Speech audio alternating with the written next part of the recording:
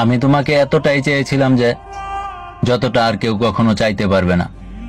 তোমাকে আমি ওই চোখে দেখছিলাম যে যেমন করে আর কেউ কখনো দেখবে না।